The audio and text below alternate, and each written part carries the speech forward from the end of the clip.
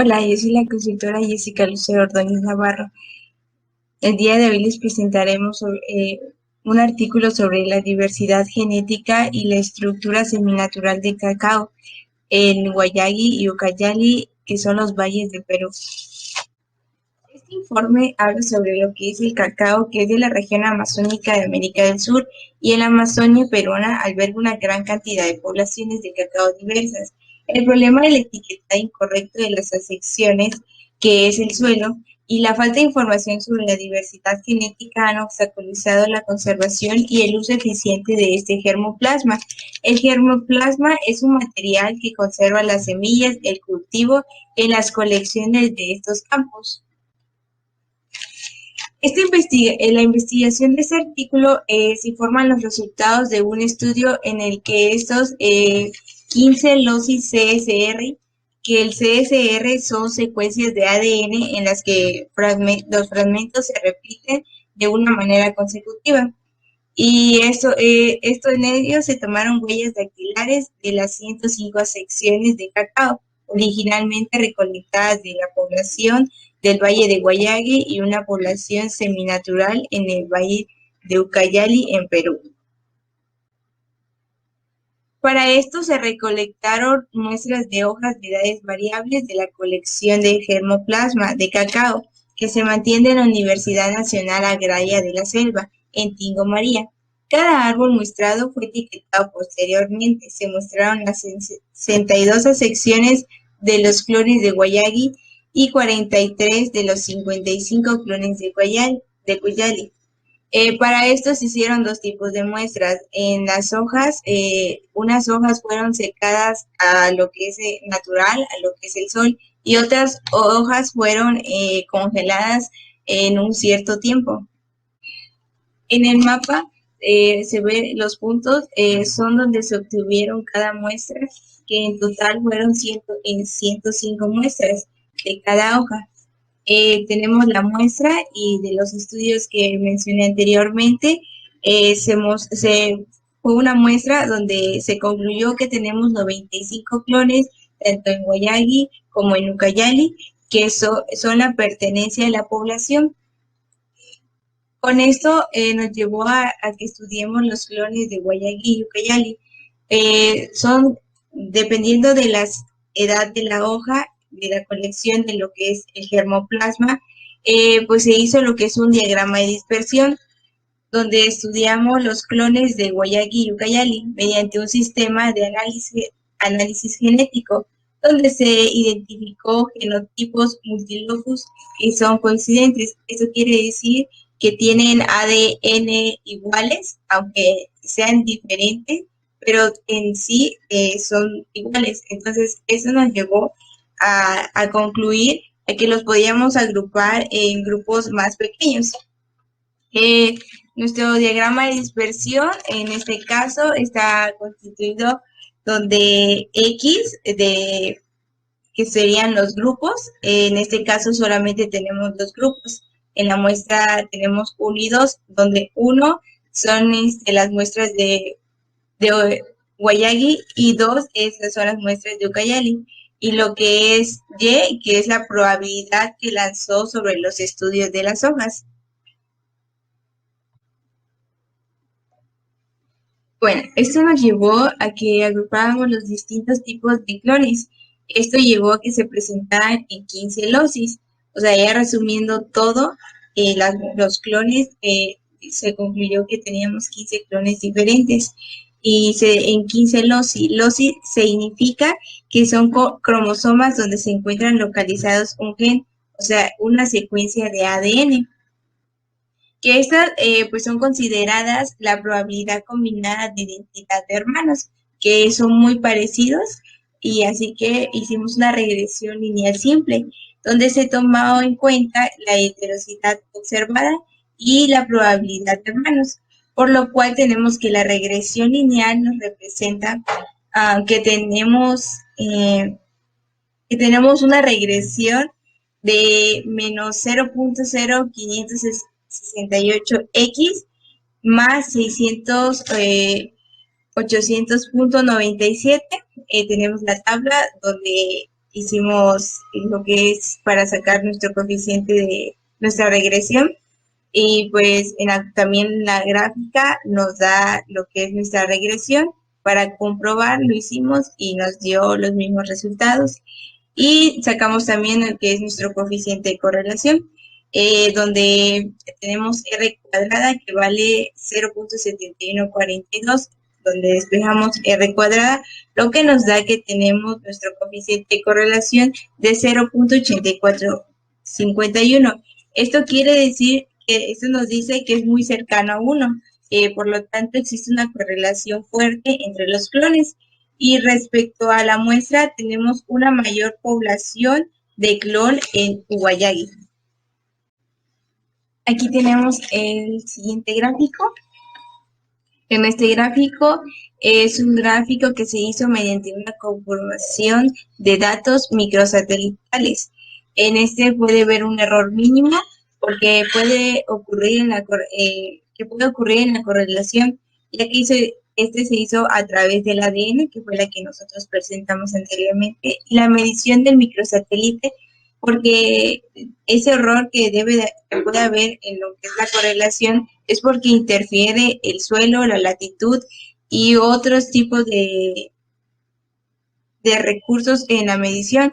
Por lo tanto, pues da otro tipo de correlación. Aún así sea muy mínima, puede ver lo que es un error. Y ahí podemos observar que en Wayagi pues se tienen lo que son más clones, aunque sean distintos, pero tienen lo que es más clones en lo que es Wayagi, que fue lo que nos dio en el resultado que presentamos, que es de la correlación del ADN. En conclusión, se obtuvieron lo que es en total 8 clones de Wayagi y 5 de Payali, donde tiene una probabilidad que es menor al 75%, que es donde las muestras se clasificaron como ambiguas, que es una característica no conocida.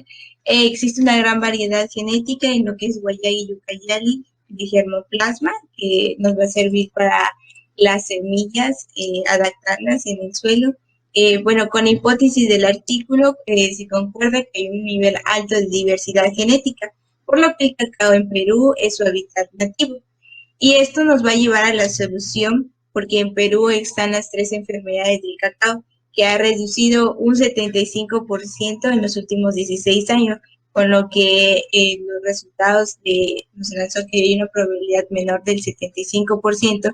Esto quiere decir que nos proporciona datos para monitorear los distintos cambios futuros en estos valles, porque la mayoría de los campos pues se encuentran en recuperación. Estos clones nos ayudará a que son cacaos seminaturales, pero que la producción no se estanque. Y de mi parte sería todo. Gracias.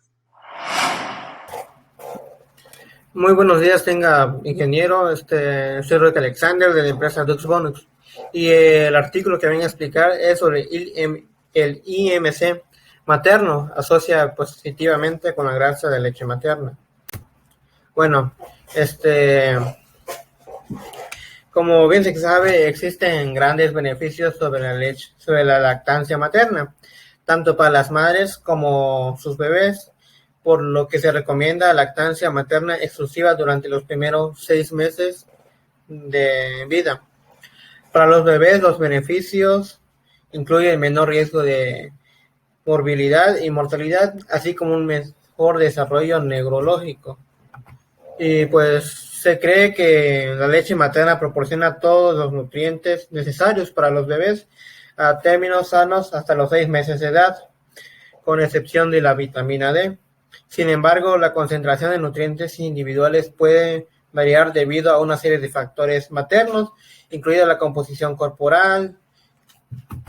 Bueno, se realizó una revisión sistemática y una evaluación cualitativa de la asociación entre la dieta materna y una variedad de macronutrientes de la leche materna. Se concluyó que la evidencia sobre este tema es limitada y contradictoria. En su revisión solo se incluyeron estudios de mujeres bien nutridas y no se evaluaron las asociaciones entre la composición corporal materna y la composición de la leche materna. que en este caso se encontraron que las madres con sobrepeso o obesidad tienen una mayor cantidad de grasa en la leche materna en comparación con las madres de peso normal. Tuvo un número de 6 estudios y no se observaron asociaciones significativas con la proteína de la leche materna, que tuvo un número de 5 estudios. La energía de la leche materna no se investigó en esta revisión, y las mujeres con bajo peso y los países de ingresos bajos y medianos no estuvieron representados. Pues en sí, el objetivo de este artículo fue comprender la relación entre el IMC materno y la energía, grasa o proteína total de la leche materna. Aquí en esta tabla se puede mostrar aquí se encuentra mi muestra.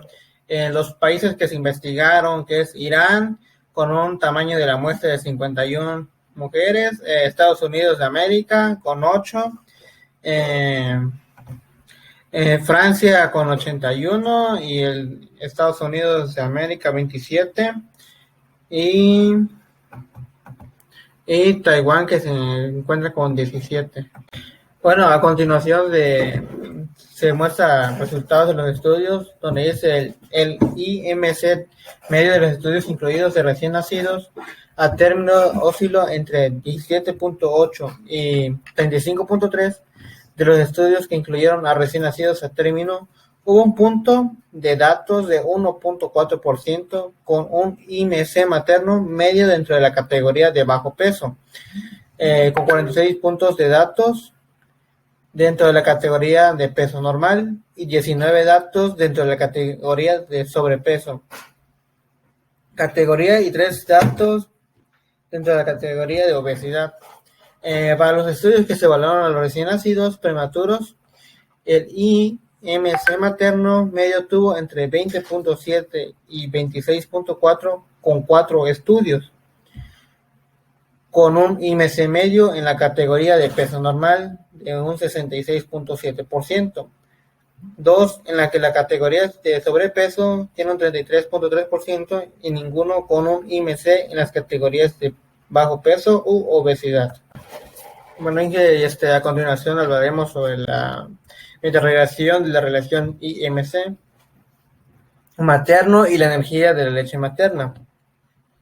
De 40 puntos de datos, 33 estudios no mostró una asociación significativa entre las variables, donde estos estudios cumplieron con los supuestos de normalidad basados en la gráfica QQ, que se mostrará más adelante. Los análisis de los subgrupos para determinar si las técnicas de cuantificación calorímetra de bomba o calculada, la lactancia materna exclusiva, la expresión mamaria completa, la recolección de 24 horas, el IMC medio antes o después del parto. El diseño y el estudio del nivel de ingresos del país no proporcionan información sobre la fuente de la gran heterogeneidad. A continuación se muestra la gráfica donde se representan los datos, donde la línea negra representa la línea de predicción y el contorno gris que se ve acá representa el coeficiente de intervalos. Sería todo, profe, y muchas gracias por la atención. ¿Qué tal? Buenos días. Soy el consultor José Miguel Candelaria Árcega, encargado de explicar el siguiente artículo estadístico y científico. La empresa Dux Bonus generó el siguiente análisis del artículo científico que a continuación se les presentará en las siguientes diapositivas. Pero antes de comenzar con dicho artículo, el cual es denominado científico, principalmente por su estudio estadístico-científico, se mencionará el tema proyectado en la presentación ejecutiva, el cual lleva por nombre la aparición de antibióticos y genes de resistencia a antibióticos, de fucsia, análisis de fuentes de lagos y antibióticos basados en el componente principal modelo de regresión y correlación lineal. Es así como Dux Bonus presentará una breve introducción sobre su análisis en particular del artículo. Los antibióticos han marcado un antes y un después en la calidad de vida de las personas. Los antibióticos, las vacunas y las buenas prácticas sanitarias son considerados grandes éxitos de la medicina del siglo XX. Su uso excesivo y descontrolado en medicina y la veterinaria ha conllevado una serie de riesgos como la resistencia a los antibióticos. Se ha advertido en los últimos años de sus graves consecuencias. La resistencia, por otro lado, se puede explicar como los distintos procesos bioquímicos y fisiológicos que ocurren dentro de las bacterias, las cuales han vuelto capaces de resistir los efectos de los antibióticos. Las bacterias mutan en respuesta al efecto del antibiótico al volverse bacterias fármaco resistentes. Algunas de las infecciones que hemos logrado controlar en años anteriores últimamente se han vuelto más difíciles de tratar, aumentando los costos médicos por estancias más prolongadas en hospitales e incluso aumentado la mortalidad en pacientes. Terminando así la introducción al contenido de nuestro artículo, se les pondrá en contexto el producto científico a analizar, el cual se denomina que en los últimos años el dramático aumento en el uso de los antibióticos ha llevado a la evolución de genes resistentes al antibiótico, de carácter o clasificación ARG, lo que representa un riesgo potencial para la seguridad ecológica humana y acuática. En este estudio, la contribución de la fuente y las correlaciones entre 12 antibióticos y sus correspondientes ARG fueron investigados por primera vez en aguas de superficies del lago Fuxia. Los resultados mostraron que el sulfametazol y la floxacina fueron los antibióticos denominantes en las aguas superficiales, mientras que la eritromicina presenta un riesgo medio para los organismos acuáticos. Los resultados también revelaron la prevalencia de SOL-1 y SOL-2 en todos los sitios de muestreo y que la abundancia de ARG en el lago fue significativamente menor, a P menor 0.1, que además significa correlaciones de P menor de 0.001 entre genes de resistencias a sulfanilamida, lo que indica que se promovió la prolongación y se originaron en las mismas fuentes antropogénicas. En general, nuestros hallazgos revelaron la presencia de antibióticos y ARGs y sus correlaciones inconscientes en el lago Fuxia, lo que proporciona una base para apoyar una mayor exploración de los mecanismos de aparición y transmisión de antibióticos y ARG. Los temas principales que abarca el estudio de este artículo fueron investigar la aparición de los antibióticos típicos y correspondientes ARG en el agua superficial del lago Fuxia, investigar las correlaciones entre las concentraciones de antibióticos y la abundancia de correspondientes ARG. Para estimar la contribución de antibióticos, el objetivo de 4 fuentes del lago Fuxia con base en el modelo de PCMLR, el control de calidad de las aguas del lago Fuxia, la determinación y análisis de los coeficientes de correlación y determinación de los antibióticos altamente frecuentes en el resistente de estos mismos ubicados en el lago Fuxia, pruebas para el coeficiente de correlación y la variación de los antibióticos estudiados de manera científica en el lago Fuxia, determinar los diagramas de dispersión necesarios que especifiquen varios tipos de correlaciones entre las variables con un intervalo de confianza determinado. A continuación, se les explicará el análisis científico y estadístico de los sitios de muestreos en el lago Fuxia. En términos generales, los sitios de muestreo S2, S4, S6, S8, S11, S14, S18, S21 y S23 pertenecen al lago Fuxia.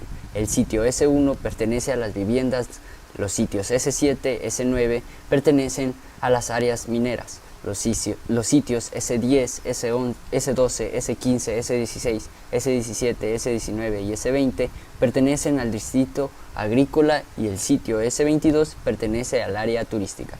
Se tomaron 3 muestras de agua paralelas en el mismo punto desde una profundidad de 0.5 metros. Luego se colocaron en botellas marrones de limpieza de 1 litro. Las muestras de agua recolectadas se almacenaron a 4 grados Celsius y se procesaron en 24 horas.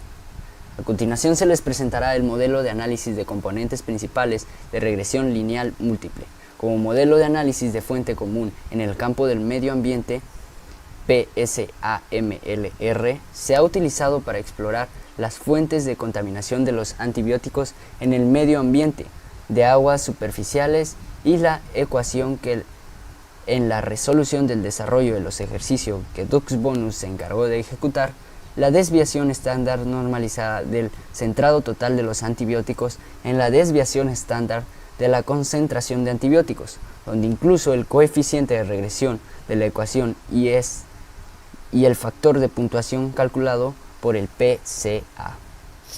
A continuación les presentaremos el diagrama de árbol.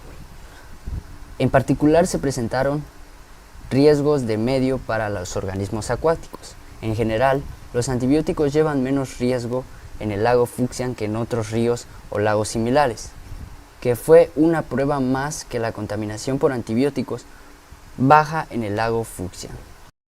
Bien, así es como la empresa DuxBonus generó el diagrama de dispersión. Además de la abundancia absoluta de los afluentes, fue significativamente más altos de P menor o igual a 0.05 que los del lago, lo que podría estar relacionados principalmente con dos razones. La primera es que los componentes móviles que portaban ARG se degradaron en el proceso de migración.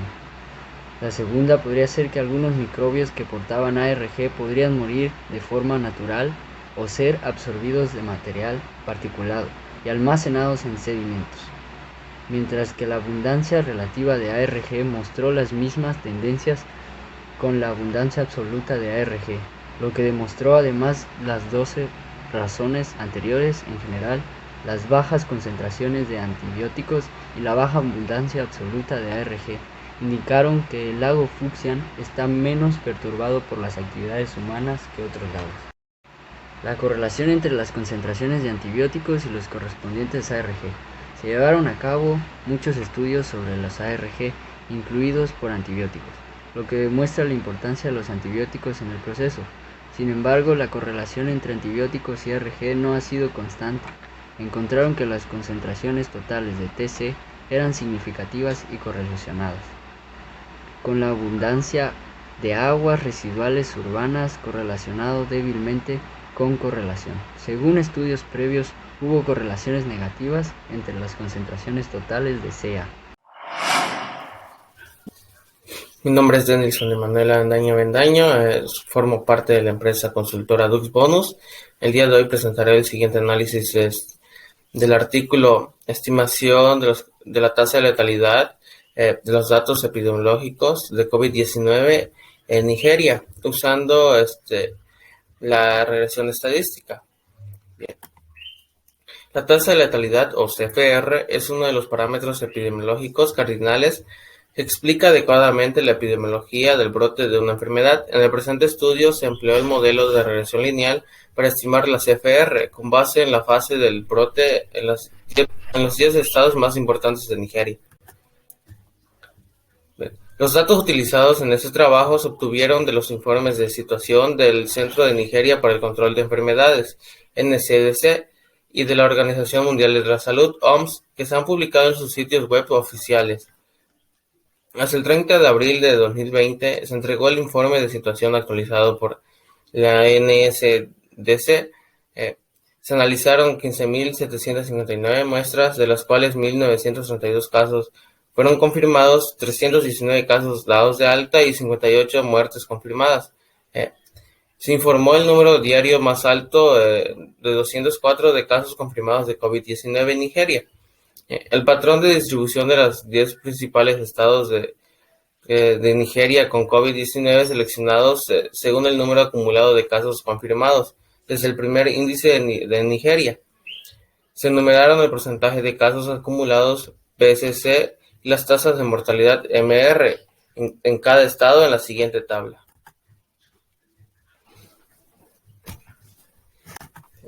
Nuestro modelo estadístico se rige por la fórmula de número de muertes es igual a I más S por el número de casos, en el cual el número de casos corresponde a la variable independiente X, número de muertes a la variable independiente Y es la intersección, S la pendiente respectiva al modelo. La pendiente de la línea ajustada se consideró como la estimación del CFR, con un intervalo de confianza del 95%. El CFR se calculó a partir del error estándar de la pendiente con el fin de minimizar la variación en el curso de la estimación de la CFR en la etapa inicial del brote cuando no se produjo ninguna muerte y el tiempo transcurrido desde la primera muerte notificada se utilizó como punto de partida de estos modelos.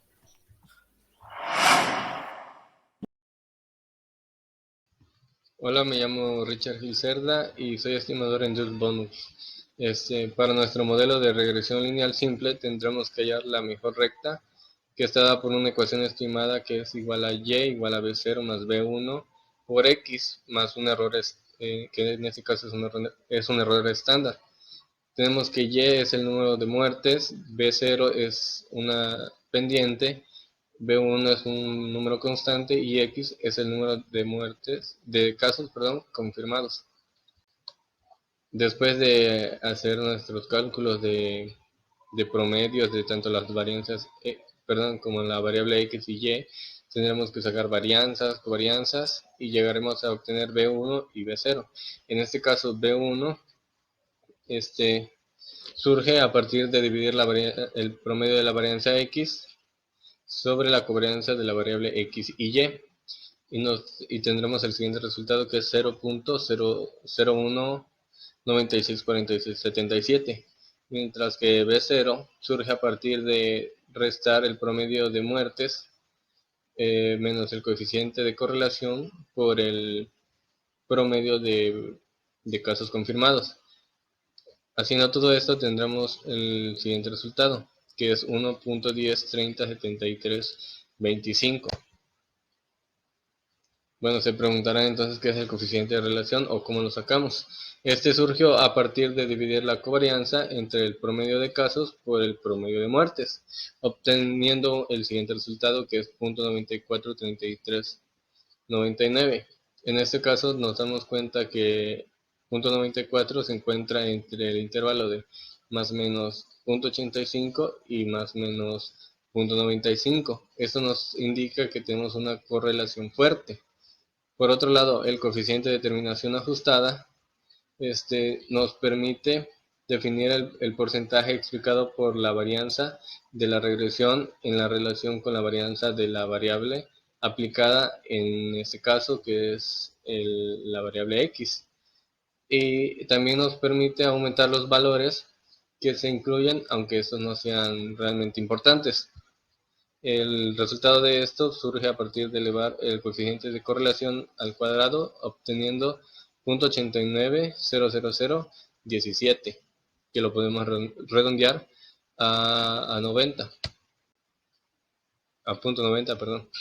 Bueno, entonces tenemos el siguiente, en base a los resultados tenemos el siguiente diagrama de dispersión, donde tenemos el número de casos, que es la variable x, y el número de muertes, que es la variable y.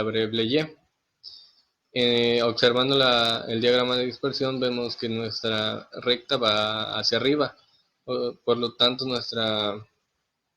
tendríamos una posible correlación positiva, pues un aumento de x provocará una tendencia o un aumento de y. Como conclusión, se estima que el CFR de COVID-19 es de 3.11 en un intervalo de confianza del 95%, en intervalos que van del 2.59 y 3.80, con un coeficiente de terminación ajustada de 90%, con un valor de P que es menor a 0.0001 para el periodo de tiempo desde que se notificó la muerte por primera vez hasta el 30 de abril del 2020 en Nigeria. Muchas gracias.